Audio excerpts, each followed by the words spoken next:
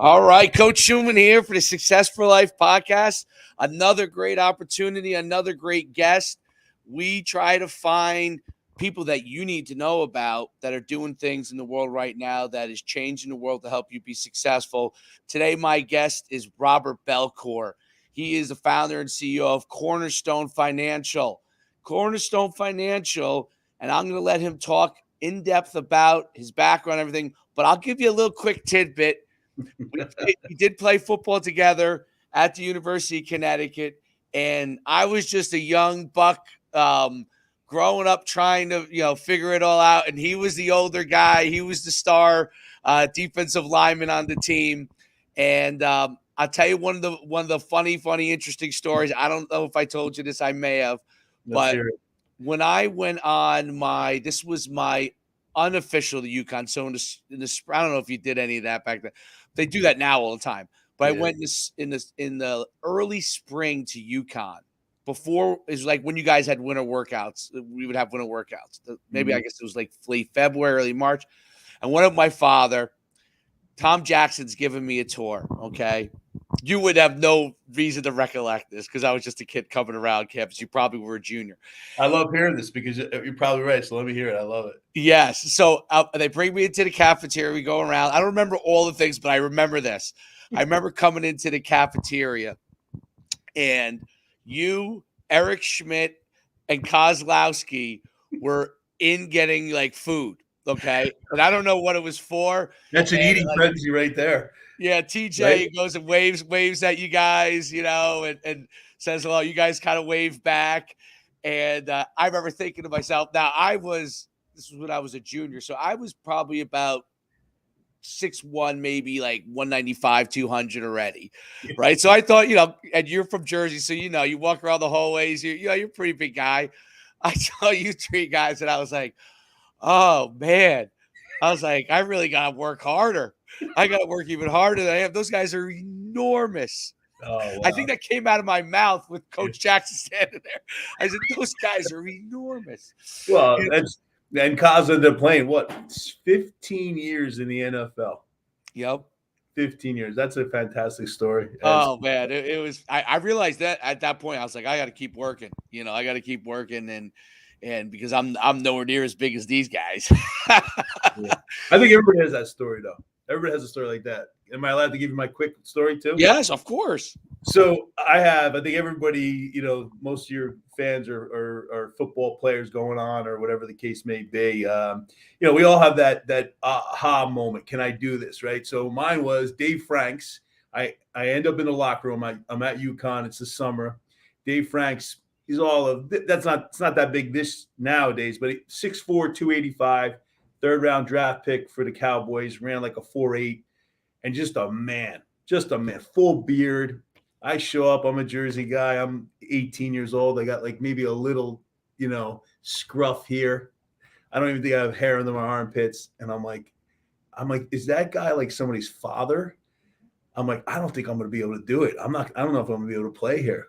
And the crazy thing is I'm on the Stooge defense and he's the starting guard. So all year I got to go against him. But that's what makes you better. And you got to hang in and you can't quit. And you got to keep stepping. So it's good. These are good stories. Man. It's great. It's great. And it's great for kids to hear those kind of stories because of course. Everyone goes through some similar thing like that, but it sticks in your mind, right? It just sticks. Yeah. It's going to stick in my mind forever. Like I'll never forget that moment. I'm like, that's college football, Yeah. And I've had a couple of those when I went on like my junior unofficials at different places when I went to Virginia and all these different places. I was like, oh wow, okay, I got to keep working. But it's great to have you on. Great to be on. I think people will really be fascinated with your backdrop, especially since we have a very unique mix of what I would say athletes, parents of those athletes. And then we have a ton of professionals on here because of the Successful Life podcast that's on, Spotify and iTunes. And so it's a great mix. And all of them have kids, right? Or not all. A lot of them have had kids. So they've kind of gone through these things. So they love to hear this. Tell everybody your background, how you got into what you're doing now, and kind of that genesis, because you Yeah. were a football coach and a teacher at one point, right? I was, yeah. Yeah, I appreciate that. Yeah, I appreciate having me on, Dave. I really do. So just a little bit of background on me. Like Dave said, I graduated from the University of Connecticut, and I started to be an educator, and I was in education for about 18 years, and the profession passed me by a little bit. I was coaching football. I coached at Fairleigh Dickinson, where I've been blessed to be in the Hall of Fame there. I've been blessed to be in the Hall of Fame in my high school. So I had success at FDU, believe it or not. As a team, we still hold the record for the winningest team in the school's history. Small school here in Jersey. But I knew football. I knew I loved to coach, but I didn't want to be dragged around. I saw a lot of our coaches be ripped out. They were there one day and then they were gone. And I had built a rapport with their kids and their families, so I didn't want that for me. So I decided to settle down and become a teacher. Eventually moved to be an administrator, and then the profession passed me by. I say that because I think education went from being an art of the profession, right? Being it artistic, like getting young men and women to buy into what you're doing, to the science, which is very the data, which wasn't me. So I looked to take an early retirement, and I couldn't figure out anything. Nobody could help me with the pension. I had somebody with my 403B who was like 26 years old. He was a young kid figuring out Social Security, and I was really frustrated. So I started to study. I went and got my licenses, and I said, "There's got to be companies out there that are going to help middle America." You notice I use two middle America, and there wasn't. Right? You have these Merrill Lynch's, you have UBS's, and these are wealth management for very, very wealthy company families. So I always felt that there was a market here that needed to be serviced. So I went and got my license. We started the firm Cornerstone Financial Associates, and I started off with a mission and a dream to really help middle America that's struggling with their finances, and getting stuff in order. Because I really believe that for some reason the public schools don't teach enough on finances. Like I always say this, Dave, I love Shakespeare. Just really kidding, but I just want it to sound really smart. I love my Verona, but guys, can we just teach something about finances? Now, I know as I left education, there is a quarter of financial literacy, right? They have that course now. It's about a quarter worth of it, but that's not enough. Right. Okay? It's not enough. So I don't know if it's done on purpose. I'm not here to talk about that, but I do believe that if America gets themselves in credit card debt at 22%, I mean, that's bondage, guys. That's bondage. Being in debt is bondage. And I always say finance is not math. It's discipline. So I'm really talking to the middle America client, which is, hey guys, we're not going to sit here and talk mathematics. Schuman, you were really smart. You were one of the smart guys on the team. I always said the offensive linemen were smart. Nick Mancuso became an attorney. The defensive linemen, we just banged our heads against the wall. So I said, I can't compete in the math arena, but the discipline, it's discipline. But I need to know what to do, Rob. Give me a plan. Show me how to do it. Other concepts or products out there that I don't have to take these large market risks. Everybody's always, Bitcoin or everybody thinks you need to get wealthy by taking all this risk. It's not true. What did my guys say? What's his name? It's not the return on your money. It's the return of your money. Right. Right. Well, that's a huge issue. So, and I'm glad you brought it up because I myself have, my play money, I would call it. I guess thank goodness, My wife who hears this probably will kill me now, but of course. So my play money, which has gone into some of the crypto and the financial markets, and that I use it a little bit risky, in like tech stocks and stuff like that, right? So as everyone would know, as the date of this right now, you're getting slammed, okay? You're getting slammed. If you have cryptocurrency, you're getting slammed. Yes, last year I thought I was a financial genius. Okay. Yeah. So I said, hey, anything I put my money in, it works. It works. I do this, it works. And now all of a sudden I'm an idiot, because that's gone down 60, 70%. So I think that's an important thing. And I say that I'm lucky enough to be able to have a little bit of that money to not, I'm not going to go broke from that, right? A lot of people who do that would be in a situation that would then render them financially insolvent and have a problem right on their hands. So you talked about the education part. I agree with you 100%. I went to public school just like you did, I think, right?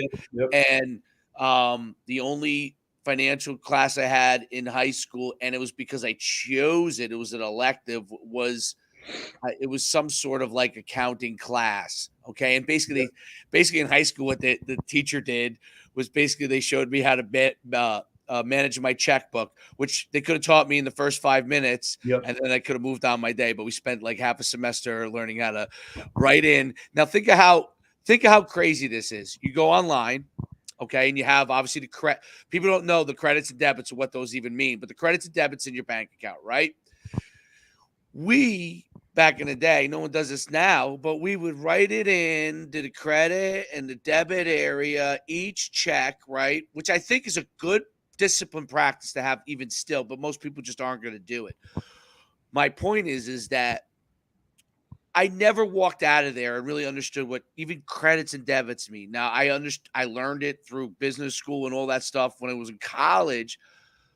So when that credit card guy that you're talking about in college came and said, hey, $3,000 sign here. Yep. I said, we're going to Cancun for spring break.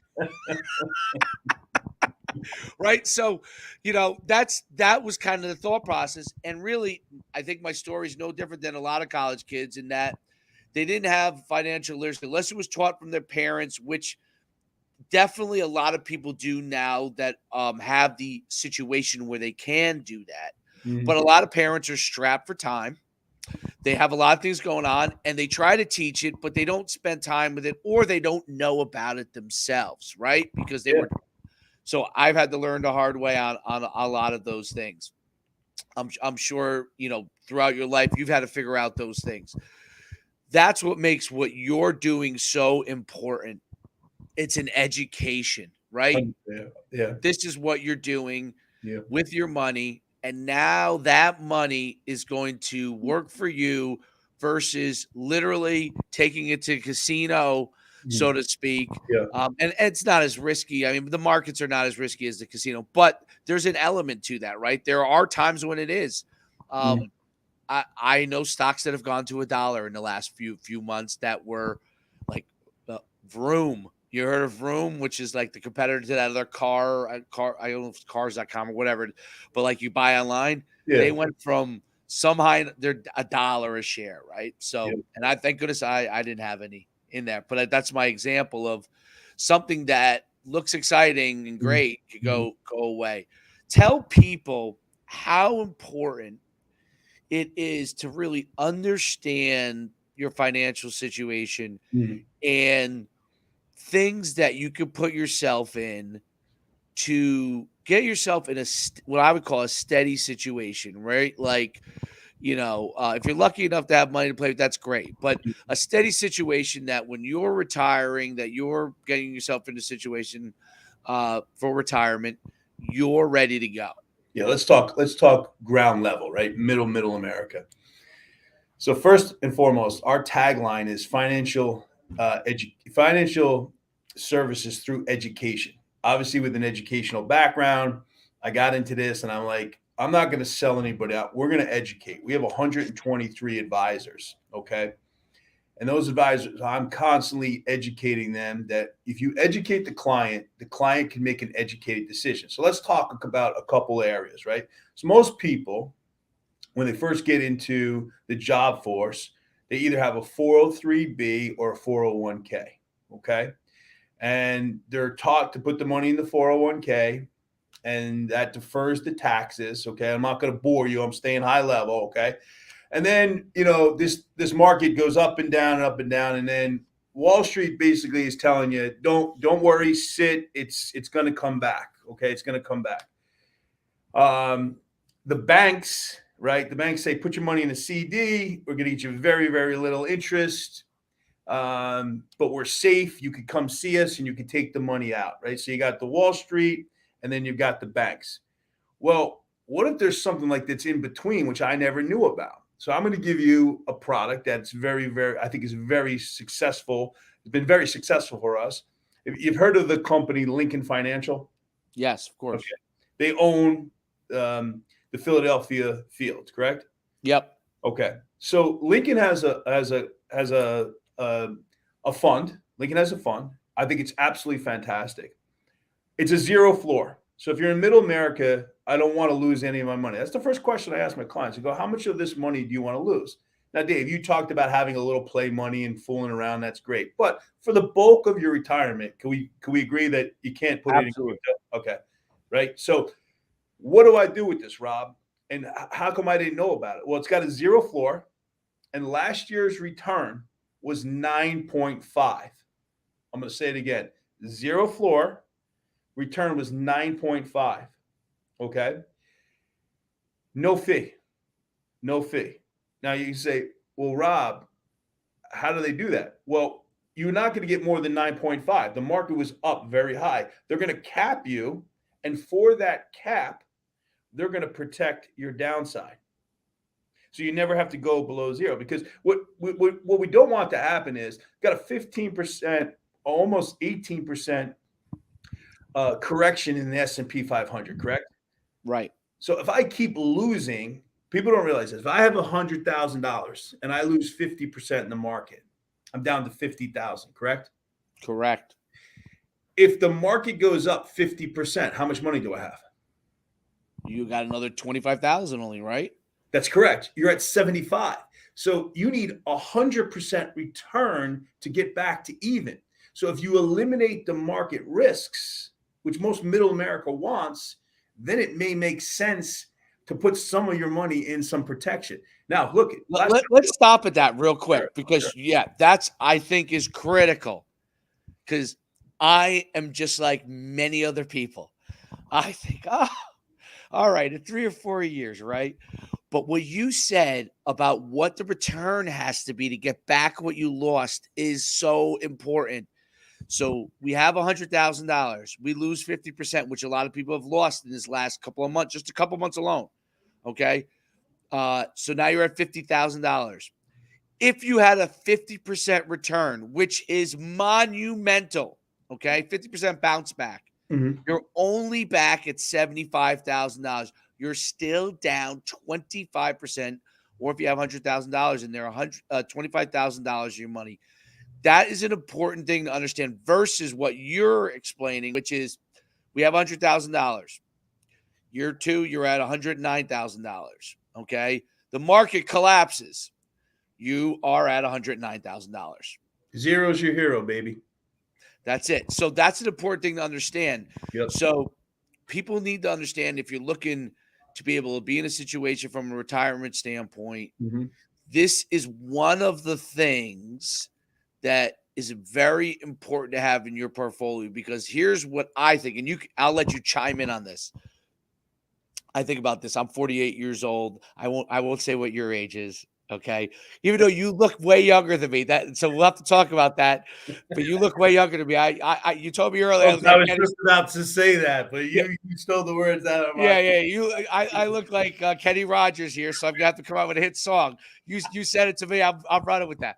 So at least I don't own Kenny Rogers Roasters, which is now broke, I guess. Don't invest in them. Don't invest in them. But what's so important about that is when you have all the different things that put you in a situation, you're 48 years old. Let's say it takes 20 years, okay? And then maybe it doesn't. But let's say it takes 20 years to get back that money that we have. Now I'm in my late 60s, and if I lost that money, now have to continue to work, right? Yep. So if you're someone that's put yourself in that low risk retirement, let's say you only ended up with an average of 5% of that for that year, and you just put in $100,000, you already are going to be in a situation you're probably going to double your money plus at that point from those 20 years of earnings and not have lost anything, right? So anything that is bad that happened. I think that's an important thing. I'll let you kind of run from there on it. But am I on the right thought process on it? You are. And I think what I'm trying to convey here is, as an educator, I didn't know about these products. I didn't understand them. Nobody taught them to me. And I want to put you folks at ease. Let's just say hypothetically you wanted to meet with me or one of my reps. Well, I'm educating them and there's no fee. Well, Rob, how do you get paid? What do you mean? Because I think middle America's scared and they say, I don't really need a financial advisor. Well, folks, let me be very candid with you. The less money you have, the more reason for a financial advisor. I'm going to say it again. The less money you have, the more reason for a financial advisor, because that person's got to give you at least steps or a plan to get you going in the right direction. Right. Okay. Very different from an asset under management. Your family's got $10 million. That's assets under management. Okay. So it's extremely important. And this sickens me at times. I'll sit with clients and they're like, well, my 401k is down $100,000. I guess that's what it does. And I'm like, no. You're buying into a lie. You don't have to participate in that. Now you can if you want to. Now, if you're on the call and you're like, dude, I go after it, Rob. I want 30% and I want 100% on Bitcoin. God bless you. I'm not your guy. Okay. But I will say this, guys, I lost, this is what verifies me, I think, a little bit. I lost $4 million. That's painful. And publicly, I'm telling you that. Lose $4 million and you start getting a little bit more conservative in your approach on how to attack finances. Okay. So I just started to realize this is the right way to do it. Can I expose that you are one of my clients? Is that acceptable? Yeah, absolutely. All right. So you're one of my clients, right? And one of the things I like to talk about is life insurance, right? Do you have the proper life insurance? I didn't know this. Okay. I retired as a teacher. This is really going to be impactful because there's probably some teachers and coaches on here. So I looked to retire a little early. I retired at 48. So I called up the state and I said, I can't take my pension till I'm about 60. I said, but let me ask you a question. What is my pension going to be like when I retire at 60, when I turn on my pension? They said, Rob, it's going to be around 3,500. Great, 3,500. Not bad, right? Decent pension. Okay. Plus my Social Security, plus my savings. I'm going to figure this thing out. Watch this. I said, let me ask you another question. This is the state. I said, what happens if I were to die before I turn that money on? You would just get what you put into it. I said, wait, my wife doesn't get the 3,500? No. I said, well, how much did I put into it? 80,000. I said, wait, I need a timeout. Coach, give me a timeout. I go, wait, so if I die before I turn that pension on, I'm only getting $80,000 is the money I put onto it? Yes. Now remember, I'm retired now, so I don't have the 3 times my salary. Right. That's gone. I said, oh my God, I got to protect this pension. So I start looking at the life insurance, right? Standard life insurance, Prudential, all those, the term policies. You Right. folks know what we're talking about. So somebody said to me, Rob, you should be looking at the living benefits. So I need this life insurance to protect my pension. You get what I'm saying here? Mm-hmm. Which I wasn't even aware of. So sometimes I like to say, my job is to watch your blind spots that you don't even know about. You follow? Now watch this. Let's say I'm a teacher and I'm still working, but I didn't turn the pension on. What happens to the pension if I didn't turn the pension on, what would my wife get if I was still working? What? 3 times my salary, because that's the life insurance, and the 80,000. Wow. So That's that's a big difference. You know how I know? a huge difference. Huge difference. So sometimes as you get closer to retirement, if you're on there calling you're a teacher or coach, let me tell you something. You need a good amount of life insurance to protect that pension. You follow what I'm saying? Yes. Okay. Let me go back to the different types of life insurance. So they were teaching me about these living benefits. And I'm like, what is that? What is the living benefits? Well, a living benefit is this.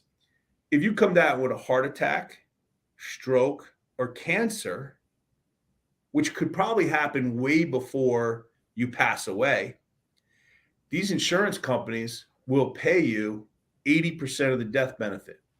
I'll slow it down, then I'm going to give it back to you. Ready? Actually, let me give it back to you. You explain it because you understand this.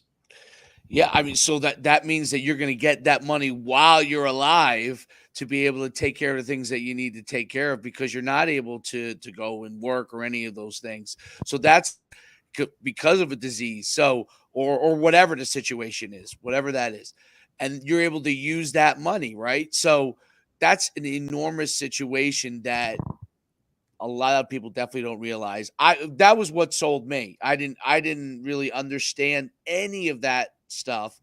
And what you guys did, you guys kind of went through that in a very methodical manner. It's very interesting because I learned a lot about it in the process. It wasn't just like, okay, sign here, you're getting this. You guys walked me through. Here's where it is. This is, on the actual deal. So I actually understood what I was getting into. And I think that's a huge, huge part of it is, understanding what you're getting into and now the benefits that you're going to have from it, knowing that it's there. It's just, it's there in the background working for you. Yeah. And you don't ever have to think about it. And then all of a sudden when something happens, as it invariably does, it's just like I always see, this will make you laugh. And they're some of my favorite motivational guys, but it makes me laugh. Tony Robbins and Rich Kiyosaki, who you probably know of both those guys. They're always predicting the financial market doom, right? That's always their thing, even when it's high to predict. Well, why do they always stick to that prediction as part of one of their things? Because it's always going to happen. It's always going to happen. It's always going to happen. It doesn't matter if it's 10 years. They're always right. Yeah. They're always right. And they're more right on that. Yeah. Okay. Yeah. They're more going to be right on that. That holds more weight with people. Yeah. Than saying you're going to win on the upside. So them taking that counter approach is brilliant. It took me a long time. Those guys are smart guys, obviously, right? They figured something out. Yeah. But they realized that by saying this all the time, then the other things that they are positioning in their own set. And that is what I think is so powerful to me, because they're actually 100% correct on that. It's what you were talking about with insurance and annuities. It's the same exact thing. Yeah. Is that 100% is going to give you the situation that you need when you want to turn around and something, bad happens, or you just need to tap into that money, right? So, and correct me if I'm wrong. No, you're spot on, right? So let's just, I think you're going in this direction, right? Now I got echo. Is that me? All right. So cancer. Let's just talk about cancer. Cancer does not care about gender, doesn't care about race, doesn't care about age. So God forbid somebody comes down with cancer. All you see is these GoFundMe pages. So when I learned about this, and it didn't cost, tell the audience, did we break your bank account to put some protection in place? No. It was almost a joke, right? Right. So, and I'm like, you're like, hey, I didn't know about this. Now, about 6 years earlier, Dave, I didn't know about it. I'm like, how come nobody told me about this? Right. And we're talking about major financial institutions. Like Prudential's been around for 127 years. They've always been Prudential. These companies are colossal companies. And I'm like, this isn't like Rob's trying to sell, this new thing, Bitcoin, and hey, this is a new idea. I'm just being like, guys, these companies have been around, but it hasn't been publicized. I don't understand why. I really don't. So with conviction, I'm out here trying to help Middle America, and my firm and my team are out here saying, hey, we got to educate you. And that's the position I've taken, and I love what I do. I love helping people. I didn't always love helping people. I used to like, smacking people around. But I've changed my philosophy. Can I tell you a little bit about my paradigm shift? Is that okay? Yes. And this is a good transition too, because I want to talk about leadership. Yeah. So the truth of the matter is, for those of you guys that have played sports, we've always felt there was a zero-sum game. Somebody had to win and somebody had to lose. There were sayings in our locker room like, hey, they're down. Let's put a nail in the coffin. Let's keep our foot on their throats, right? It was always somebody had to win and somebody had to lose. So if you played football, that's the mantra that you are told, and it's embedded in you, okay? So I get out into the work world, and I really have the same philosophy. Somebody's got to win and somebody's got to lose. Until I stumbled across this different philosophy. It's a win-win philosophy. So I truly help my clients, and they are ecstatic about my help. They often say, Rob, I really understand it. The biggest compliment I get from my clients is, Rob, I really understood what you showed us here today. Because I think what I've done is I've taken the complicated and made it uncomplicated to the common man. So that's my story. And that's my mantra. That's fantastic. It's just a change. I love how you really that's really interesting. I never thought about it that way, as far as taking it into, but now that I think about it, that's actually a philosophy that kind of is ingrained in you, as an athlete. Yeah. Talk about, and this kind of, I want to talk like last couple minutes about this. So how you built your organization, okay? You said you have 120 advisors. You have to lead, obviously, in that organization. What are some of the things that you've done philosophically to put in that leadership, and what's your kind of own gauge from a leadership standpoint, and how you help your people succeed? No, I appreciate you asking me that. And this is my favorite topic. So Cornerstone has a dynamic culture. We call it the locker room culture. We call it the foxhole culture. Our mantra is we're going to go shoulder to shoulder, right? So if you're advising me, we're shoulder to shoulder. We're going to work together. We believe there's an abundance as opposed to a scarcity mentality. Rob, what do you mean? Well, we believe there's an abundance of people that need help, right? So therefore, we don't have to fight each other. We can work together and help, okay? So one of the things that is very, very important, we established core values, and we abide by these core values. And just some of them are servant leadership, transparency, that's a big one. We're not going to say one thing and mean another thing. We're going to be transparent on what we do.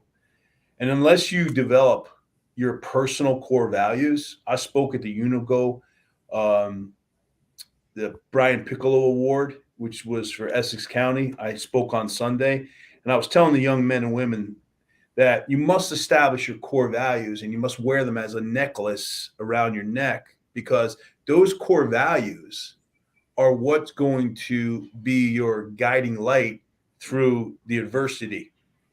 And that's going to be your moral compass. If you don't establish these core values, you're going to be like a ship on the ocean, just going to and from. So when I talk about integrity, it's one of our core values. Integrity is not once in a while. It's all the time. It's when people aren't watching you.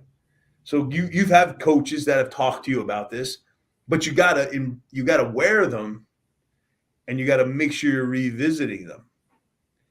So core values is one of the first things that we established. And the servant leadership, I'll give you an example. When I come in the morning, I'm always asking anybody if they want a cup of coffee.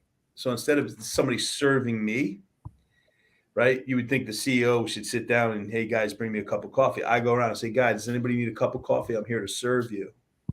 And that transpired into everybody going, hey, can I get you a cup of coffee? Can I help you? Can I serve you? And Dave, you would be ecstatic. You could ask Lenny. It's just unbelievable. And the last thing that I established, which I think is really great, is I believe that love is what binds us all together. We all want to be loved. So I started to tell everybody that I love them. And it's kind of quirky, right? When they leave at the end of the night, I say, hey, Coach Dave, I love you, man. And it caught on. And, this is coming from a defensive lineman who didn't show a lot of love. So that paradigm change, I guess in life, I'm having a lot of paradox changes here for myself. And I'm being transparent. So, and leadership to me is the most important thing. Our country lacks leadership. I don't care if you're Democrat, Republican, it doesn't matter. In the higher levels, it lacks leadership. We got tremendous coaches that are leaders. And you young men and women that are on this call, if you're on this call, you're the next generation of leaders. We need you to stand up, get steel in your back, and lead. That's right. Sense? Makes perfect sense. And what you talked about with leadership is being accountable, right? So you're accountable to all the people that work for you, with you, and they're now, because you love them, are accountable. They feel that accountability to you. They're going to stand in that foxhole with you. I think that's awesome. And I think that's one of the things with leadership. I think at the highest levels of our government and in organizations, in the most powerful places, we do lack the leadership which comes from being accountable to each other. So everybody wants to point the direction and say go, but they don't want to go themselves. And I think that that's an important thing. And that servant leadership part where, hey, does anyone want a coffee? And that catches on. People don't realize how the little things that you do have an effect. Every time I go into Dunkin' Donuts, I hold the door for somebody or they hold the door for me. It's as soon as I hold the door for somebody, what do you think happens? That person holds the door for the next person, and so on and so forth. We actually joke at the Dunkin' Donuts that I go to. Occasionally, you'll run into someone that you see over and over again, and they say, you're going to hold that door. You're going to be standing there for 10 minutes, because that's just kind of how it is at the Dunkin' Donuts. Someone holds the door for somebody else, and so on and so forth. I think that's an example, and what you're talking about when you go get coffee for them or other people in the office go get coffee for each other, telling them you love them, that is leadership because people feel accountable. One of the things we lost during and Rob, and I'm on it all the time, he has a fantastic Bible study that he does. And we haven't talked a ton about that in another podcast. We probably will. But what I found was when I was in the whole mist of the coronavirus thing and people, in New Jersey, we were in one of those states where, couldn't do this or that, right? That Bible study gave us some personal connection, obviously with the Lord, but also with each other, right? Which we had a common thing that could tie us together, which was the Lord, and to learn about that, and was great. It gave a sense of community, right? It gave us a community when there was no community, right? Amen. Yeah, it helped me tremendously, man, and I can't thank the guys that jump on, and now it's just kept going. Right? It was really just for the COVID situation, and it really is a sense of community. It's amazing, right? I mean, I could get emotional, right? We all strive for three things, Dave, right? We all want to be loved. I mentioned that before. We all want to be a part of something, and we all want to be respected, right? So those are the three things. You can provide that. You got a sense of community, and it's just fantastic. I love what you're doing here. I love this. I love being able to help. I'm honored to be on this call. I'm honored to have been your teammate. We had some good times. There's no question, And you know what's crazy about life? Nobody cares about how many wins and losses you had. You know what it was? It was the camaraderie. And what we got out of it was our core values and what we stand for. No doubt about it. On that note, tell everyone, they want to reach out to you, they want to talk to you further. How can they find you in Cornerstone? So you can look at our website, but I guess, should I leave my phone number? How do I do this? You can text me, or what's the proper? This is new to me, right? I don't even know. Yeah, whatever you'd like, whatever you want out in the world. Careful what you wish for. Jesus, you guys blow up my phone. So I'm going to give you my email. So it's Core, CORE, Realty, REALTY,